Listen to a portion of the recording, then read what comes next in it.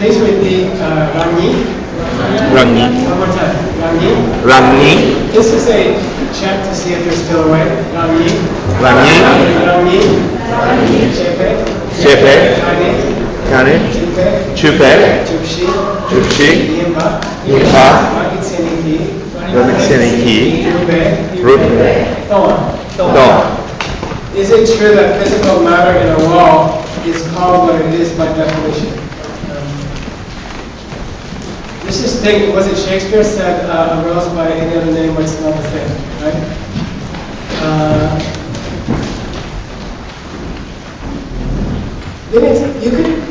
You could point to a very common thing like, I like to say Neil Young, okay? So like, I think he's the greatest musician ever, at least up until 71 or something.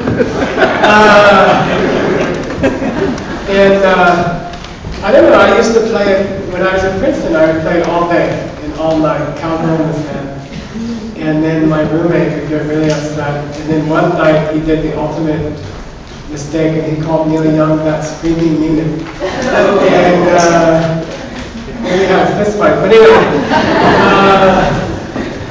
it means in my perception, the music is very beautiful. In his perception, the music is painful, right? And you can say judgment calls, right? You can say, this thing seems good to me, this music seems good to me, this book seems good to me, this movie seems good to me, and it doesn't seem like that to someone else. And you can say, well, different people have different experiences of the same object, right? Cowgirl in the Sand, a movie. My favorite movie is Date with an Angel, and nobody ever heard of it, and those who have seen it don't like it. I'm not talking about things which are judgment calls. This principle, number 4, on the top of, on the last page, or maybe I have a different thing. The difference between red and blue is also subjective. Okay? The speed of an atomic particle is subjective. The movement of light itself, which is basically used to measure almost everything now, and that's in question, right?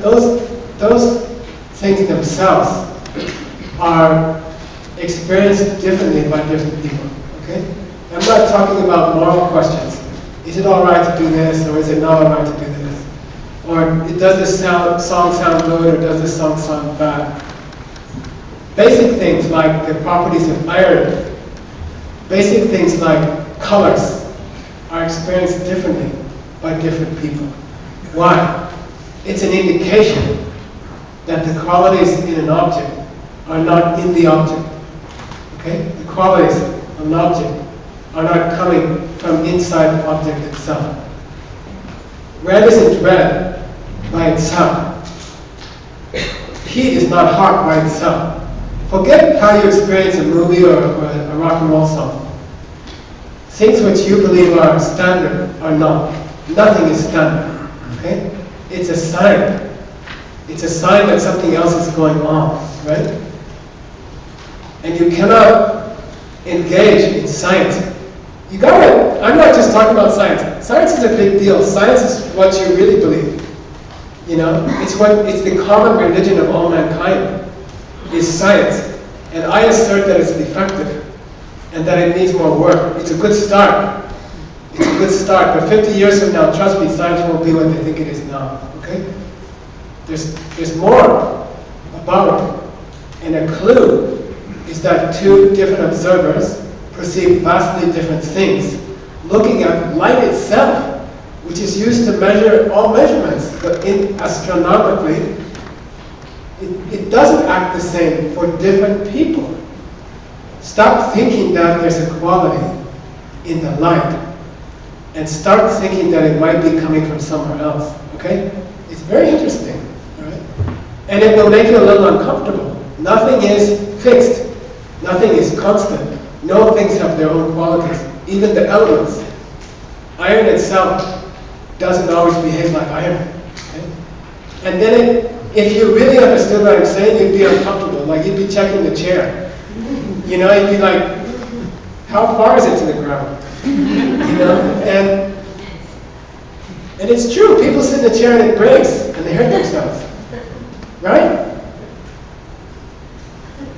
The wood doesn't always hold you up, because the power to hold you up is not in the wood itself. But science has always said that it is, and we behave that way, and we believe it. We deeply, deeply believe it. We were brought up with religious beliefs. We were brought up with moral codes. We were brought up with regulations of our society and our government. But above all, we were brought up to think that the quality of things are in the things. Okay? Science, above all, we believe. We believe in the elements. We believe iron is hard. And we believe wood can keep you from falling to the floor. Okay? It's not true. Some people fall. Okay? And some buildings fall. The qualities are not in the objects. But you hold to that and you believe it. Deeply. Deeply held. So what do we do about it? Step number 5. Learn about no one to shock from my for we have to memorize that, obviously, in the monastery. I'll just simplify it, okay? This is a very high and refined idea, which quantum physics, in my understanding of quantum physics, which could be expressed in about 3 sentences, they're just arriving at this, okay? They're just getting to this point.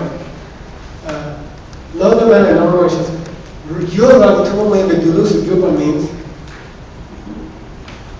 does the iron that's holding up the building, or the wood that's holding up the building, does its power rest within the iron and within the wood? Okay? Or, means, or does my being present somehow help it do its thing? Does my presence in the room help the wood or the iron do its thing? Is it a collaboration between the two of us? Okay? The wood is pretty good by itself. The iron is pretty dependable by itself. But my interaction, my presence in the room, helps the wood be hard and helps the iron hold up the building. Okay? It's like a 50-50 compromise. There is something there, there's wood there, and by itself it might hold up the building, but the fact that I'm in the building will make it sure that it holds up the building. Okay? If I am what? If I have good luck? You see, that's what we think. Now let's start to get it. I'm going to meld over into number 6, okay?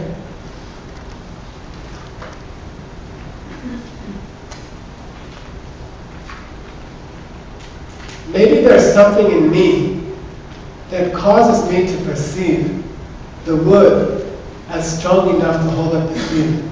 Okay?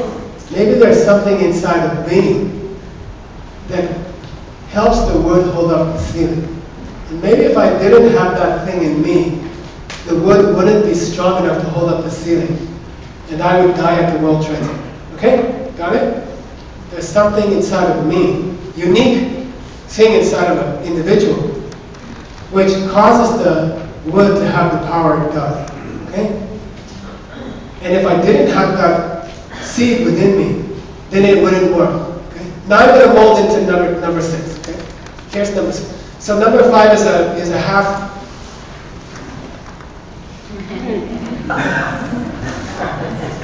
baked idea. My teacher gets really mad when I use profanity.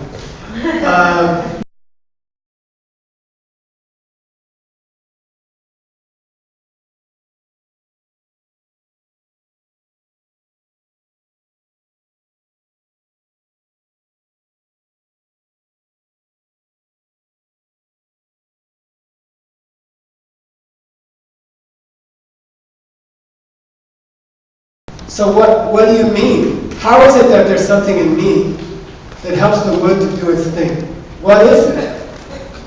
Now you get into something very interesting, okay? Now I'm going to hit you at number 6, okay? And then we'll go to number 6. In this system, they would say that if you had provided for shelter for other people, if you had provided shelter to other people, that would change your subconscious. Okay? Certain energies, powers, seeds, they call seed, right? Bakcha, vasana. A measurable energy is put into your subconscious. Okay? When you join Habitat for Humanity and you spend a Saturday and you help Jimmy Carter's group build a house, okay? They have a nice place near me. People take their old stuff there and they recycle all the building materials. So like if I have to throw out a window that doesn't fit in my house, I take it to Habitat for Humanity. And it's like, what do you call it? It looks like Home Depot, but it's a little smaller. And everyone takes their old windows there. And then somebody, poor person who's building a house, they come there and they just take the window. You know? And it's very nice. And when I take the time not to throw out the old window that I don't need in my... Like I changed the curtain rods in my house yesterday. And I took down these cheap brass ones and I put up these expensive cheap brass ones. Then I'm like, what do I do with the old brass rod? And I can throw it out. I can take it to recycling or I can throw it in the garbage, right? I took all the screws, I put them in a baggie, I take all the brackets, I put them in a baggie, I tape them to the curtain rod, and I take it to Habitat for Humanity, right? Why? When I deliver the rod with the screws, all of the screws, not just some of the screws, and the brackets, right? And I carefully take it there and I put it there. When I let go of the cheap brass curtain rod at Habitat for Humanity at the counter, and I let go of it, certain potentials are placed within my subconscious. Okay? Certain energies are deposited within my subconscious. Okay? You can call them karma. I don't like to call them karma, because then everybody thinks about not squashing bugs or something like that. We've been brought up on karma and it's all wrong, okay? It's not what you learned for 25 years in the monastery. It's very sophisticated. I let go of the rod on the counter at Habitat for Humanity. And as I observe my hand open and I feel the touch of the brass leave my fingers, that awareness, that witnessing of my own good deed plants a seed in my mind. It plants an energy in my mind. It's very beautiful. And it has content. It is rodish. Okay? The energy created in my subconscious is rodish. Curtain rodish. Okay? Got it? It has a content. It's not just a random seed. Curtain rod energy has been placed in my subconscious. It could fester there for years. Okay? It could fester there for years. We believe, we are trained that during the time it's in the subconscious, it multiplies. I like to say what do I call this? Springtime bulb that grows light. It's not like it has an L in it.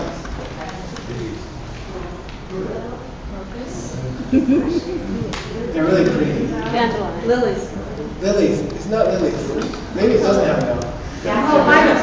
Iris. Sorry. Yeah. I'm sorry. I cheated.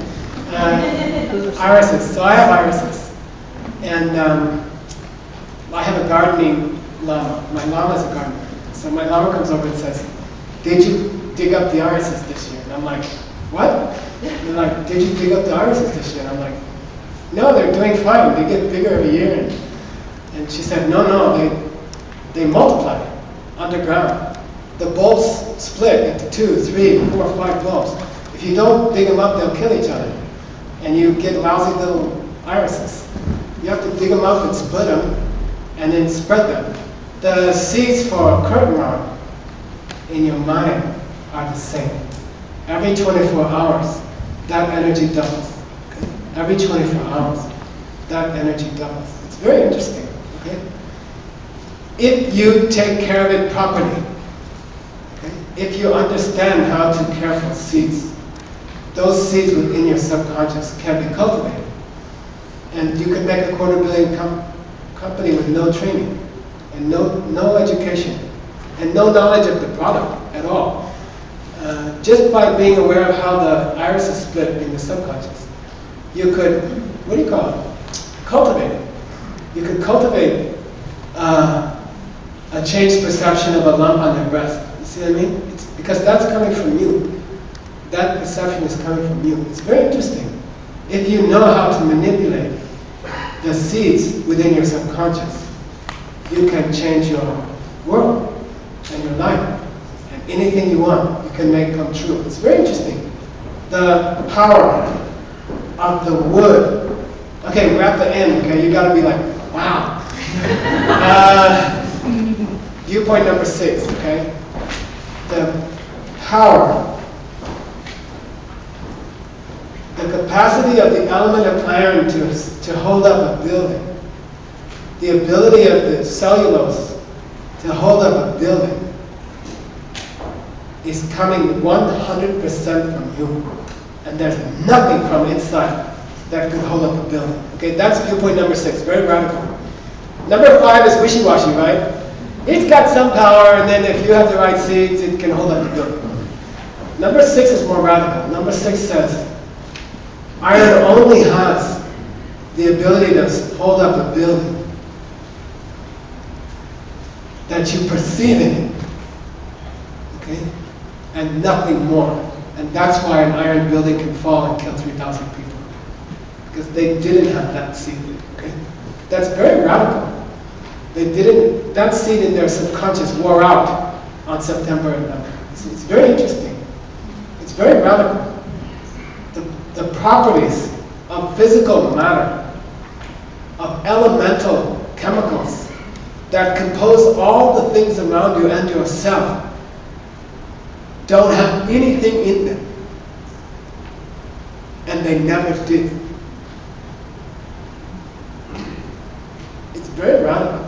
Okay? If you want your home to stand, if you want to feel safe in your home, you must take the curtain rod to Habitat for Humanity. I'm not kidding, and you cannot throw it out. Okay? I'm not kidding. It's very, very beautiful. You see, you provide shelter, or you contribute to a person's shelter, and your roof will stand. And if you don't, it will not, right? And there never was inequality in the iron, nails, and screws of your house that can hold it up. It's all coming from you. And it's coming from seeds in your subconscious that were planted there, and you took the curtain rod to Habitat for Humanity rather than throwing it out. Oh, it's just one curtain rod. It's only a few minutes drive. How could that sustain my house for 20 years, 30 years? It's the iris thing. It's the iris thing. They multiply. The seeds multiply under the ground. Okay? They fester. They divide. They split. Okay? It's very interesting. Small kindnesses are sustaining your life. Up to now, those kindnesses have been unconscious. Okay? By accident. Random kindnesses. Right? What do you call them? Random acts of kindness. They are really random, you know? You do good stuff for other people, but you don't know that it's holding up your house. I mean, you don't like grab all the screws to the bracket and carefully put them in the baggie because you know it's going to keep your house up, right? You just kind of think, oh, it's ecological. Don't think like that. Don't think it's nice or it's ecological. You have to put the screws in the baggie, and you have to take it to Habitat for Humanity because you want to live on this planet. You want your house to hold up. It's very cool, okay? Don't listen to the scientists who say iron has a certain quality to it, or wood has a certain quality to it. What about the guy who got killed in the iron car? What about the people the iron building fell down on? Okay, ask them these tough questions. Be like a 6-year-old. You know, why did it fall down on those people? It just happened. Why did somebody get killed with the iron in their car? It just happened. Nothing just happens. You're a scientist. You say everything has a cause. Okay, there's a reason for everything. All right, it's very beautiful. How will this affect science? Okay, let's look ahead. Then I'll stop and you can ask me questions, and if not, I'll go to New York and get some pizza at Two Roots and see. That's the only reason I come to the East Coast now. What will happen in the long run right now? Well, okay, so you say science is incomplete. Science is sweet but incomplete. It's like a poem. It needs a little more. It's a good thing. It's a kind of truth, right? Science has a kind of truth in it. Like, you don't just believe anything, you test it. And you do an experiment, and then you accept it, and that's truth. So we appreciate science for that. That's the foundation of science. Like good government or good banking or anything else, if they had that, we'd be okay. You know? They require truth, or they require tested truth. That's a good thing. That's the glory of science as it's been conducted so far, but it's incomplete. Science has a problem to think that the qualities of elements are in those elements, and they're not. They're coming from us. They're coming from our kindnesses to other people. It's very interesting. So are you suggesting, I had a guy in Ireland, he was a reporter, and he raised his hand and said, are you suggesting that if I were kinder, then the iron would hold longer? And I'm saying yes. I say yes. The more consciously kind you are. And by the way, there's a whole system there. I'm not going to go through it tonight. Okay? If you want to know that, sign up for a Diamond Cutter Institute program somewhere and learn it. Okay? There's a whole system for planting and sustaining seeds in your mind to make stuff happen in your life. Okay? I want to meet a guy, or I want my husband to be more affectionate, or I have a lower back pain, or I'm tired of my credit card debt. Then there's a whole system, like I don't want to see war in my world. I don't want to see hunger in my world. There's a whole beautiful system, okay? You have to learn. It's a whole, I'm not teaching that tonight. I'm just saying, if you knew it, yes, you could change the physical properties in the atoms of the substances around you. Okay? Atoms are not self-standing or complete, and they have no functions. Whatever they do is coming from you. All right? It's very beautiful. So what are you proposing for science? What do you want to see happen? You know, if your system became commonly accepted, what would be different in the world, right? How would scientists change? We did a program at British Airways. They were having a very bitter strike for 3 years, I think. Very bitter strike between the cabin crew and the management, and it got really nasty. And they called us out of desperation. They called the weirdos, you know. And they're like, can you come to, it's called Waterside, the headquarters of Heathrow Airport. Huge building. They have 30,000 employees. And they're like, can you come and talk to our management and the union? Will you talk to the management and the union? And so, yeah, we went there and we talked to them. And then, eventually the strike was settled, I think. Within 6 months after we were there, the strike was settled. So, what was that? We were there. Somebody asked a question. Metrics. Huh? Metrics. Oh yeah. We talked. The union was over there, and the management was over there. You know, they made us give a 30-minute proposal about how we were going to help their company. They said the union will come and the management will come. You got 30 minutes to sell us on your system. And we did, okay? But anyway, this one guy got up in the back and screamed out, metrics, we want metrics. We want metrics, you know, and I'm like, Then I'm like asking Mercedes and Ningbo, what's metrics? Do we have metrics? And like, I finally had to break down and say, I don't know what you're talking about. I said, you know, did you ever measure your system? Is there proof? Have you done controlled experiments with your system, right? Like, if we were more kind to the cabin crew, would they suddenly start behaving better, you know? Would they serve the tea with more panache, you know? And I like, do you have measurements of that? And I think that's the first thing we need to do. I'm just being frank. You know, you can get up and give some nice talk. Half of you can believe it. A quarter of you could see some application to your life. You know, could I plant seeds to see my husband wash the dishes? Could I plant seeds to fix my back? Is it really possible to get oxygen money by age 40? You know what I mean? Something like that. But we need to measure it, right? We need to show some metrics. And I think if we're going to be serious to the scientific community, we have to develop tests or experiments by which these things are measured, right? And my Lama forcing me to go to work was sort of that kind of thing. I hated it, and I was very opposed to it. And I had no idea. I was very sort of, what do you call it? Not bitter, but resentful that he forced me to leave the monastery and go to work. And that you're talking like 4-hour commute every day. And I was very resentful. And then only after many years I realized he was giving me metrics. See, he wanted me to prove in dollars that I understood seeds. And I'm grateful. Now, you know, now that I don't have to do it anymore, I'm very grateful. You know, and that's the way it goes with lamas, right? But I'm very grateful. So in my sense, I have my own metrics, right? I have a certain dollar amount that I created making seeds. So for my own purposes, I proved it to myself.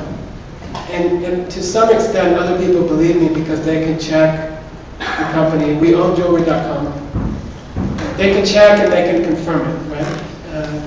But I think we need metrics. That would be the first step, I think, metrics. Then secondly, you would need some standardization of the method, right? You'd have to say, here are the 4 steps.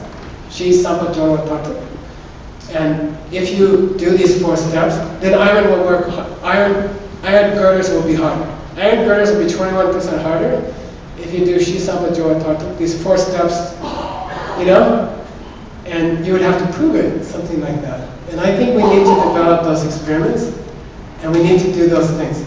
In my vision, science would be perfected, because what it means is, to state it in a simple sentence, the capacity of wood and iron to hold up this building is coming from my own kindness to others. That, you should applaud us.